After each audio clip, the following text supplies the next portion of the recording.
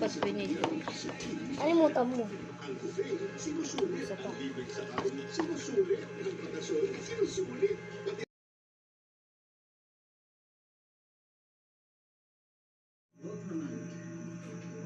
Ayan, bigay mo.